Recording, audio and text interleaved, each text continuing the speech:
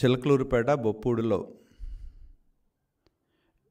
BJP, Telugu Desam, Janasena తొలి NDA సభ, ప్రధానమంత్రి మోడీ గారు పాల్గొన్న సభ నభూతో నభవిష్యత్ అన్నట్లుగా జరిగింది. పెద్ద ఎత్తున 3 పార్టీలకు సంబంధించిన కార్యకర్తలు, అభిమానులు, శ్రేయోభిలాషులు అందరూ కూడా పాల్గొని ఈ సభను విజయవంతం చేయడం జరిగిందని చెప్పి స్పష్టం చేస్తా ఉన్నా. అదే విధంగా ఈ సభకి రావాలని ఈ చుట్టుపక్కల 6-7 జిల్లాల్లో మారుమూల గ్రామాల్లో నుండి బయలుదేరిన ప్రజలు కిలోమీటర్ల మేర ట్రాఫిక్ జామ్ అవటం వలన చాలామంది, వేలాది మంది సభా ప్రాంగణం వరకు కూడా చేరుకునే పరిస్థితులు మనం చూసాం. అలాగే ఈ సభ స్పష్టంగా ప్రధానమంత్రి గారు పాల్గొన్న ఈ సభలో ప్రధానమంత్రి గారు వివిధ అంశాలు స్పష్టం చేయటం జరిగిందని చెప్పి నేను తెలియజేస్తా ఉన్నాను. ఆయన ఒకటి స్పష్టం చేశారు, ఆంధ్రప్రదేశ్ ప్రజల కష్టాలు నాకు తెలుసు అని చెప్పి చెప్పడం జరిగింది. వచ్చే 5 ఏళ్ళు ఎంతో కీలకమని కూడా స్పష్టం చేయటం జరిగింది. ఈ కష్టకాలంలో ఆంధ్రప్రదేశ్ ప్రజలకి అండగా ఉంటాను అని చెప్పి కూడా ప్రధానమంత్రి గారు స్పష్టం చేయటం జరిగింది. అలాగే జగన్మోహన్ రెడ్డి పాలన గురించి కూడా కీలకమైన వ్యాఖ్యలు కూడా ప్రధానమంత్రి గారు చేశారు. ఈ 5 ఏళ్లలో ఆంధ్రప్రదేశ్లో అభివృద్ధి ఆగిపోయిందని చెప్పి స్పష్టం చేశారు, కుంటుపడిందనేది చెప్పడం జరిగింది. అలాగే అవినీతి దోపిడీలో ఈ ప్రభుత్వంలో ఒకరికొకరు పోటీ పడతా ఉన్నారని కూడా చెప్పడం జరిగింది.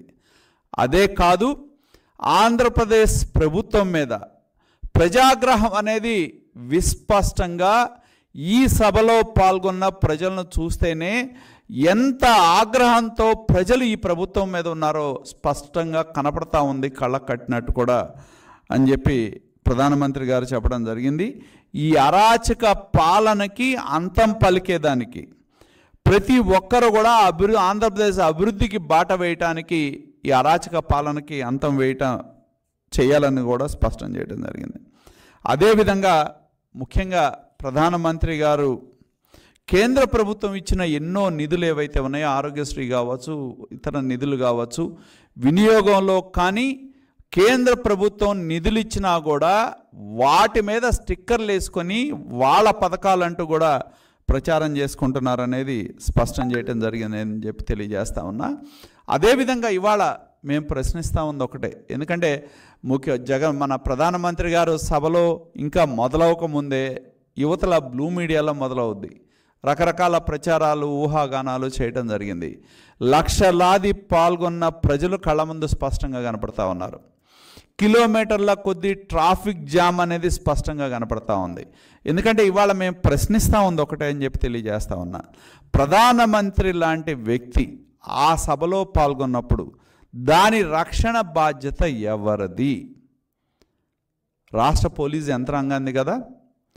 మరి స్వయాన ప్రధానమంత్రి పాల్గొన్న సభలో జనం వేదిక వైపు తోసుకొస్తూ ఉంటే నియంత్రించాల్సిన బాధ్యత స్థానికంగా ఉండే పోలీసు యంత్రాంగానికి ఉందా లేదా? 2, అలాగే ప్రధానమంత్రి పాల్గొన్న ఈ సభలో కావాల్సిన సదుపాయాలు, సౌకర్యాలు, 100 ఎకరాల పార్కింగ్ ప్లేస్ ప్రొవైడ్ చేసినా కూడా అటు ఒంగోలు నుంచి వచ్చేటప్పుడు కానీ లేదా ఇటు గుంటూరు వైపు నుంచి వెళ్ళేటప్పుడు కానీ మరి మేము స్పష్టంగా చూసాం, బొప్పూడి దగ్గర నుంచి దాదాపు ఎద్దనపూడి వరకు కూడా విపరీతమైన ట్రాఫిక్ జామ్ జరిగింది. మరి నేషనల్ హైవే బ్లాక్ చేసామని చెప్పారు. మరి మేము దానికి కావాల్సిన పార్కింగ్ సౌకర్యాలు ఏర్పాటు చేసినప్పుడు ఎందుకు ఇన్ని కిలోమీటర్ల ట్రాఫిక్ జామ్ అవ్వాల్సిన అవసరం ఏముంది అని చెప్పి నేను ప్రశ్నిస్తూ ఉన్నాను.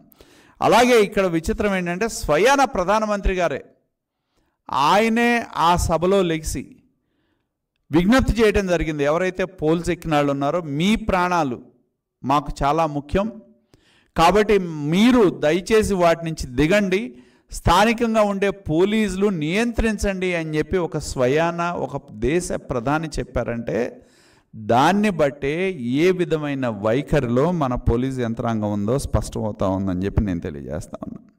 నేను అడుగుతా ఉంది ఒకటే, ప్రధానమంత్రి పాల్గొన్న సభలో క్రౌడ్ మేనేజ్మెంట్ బాధ్యత ఎవరిది? ప్రధానమంత్రి అంటే ప్రోటోకాల్స్ ఉంటాయి,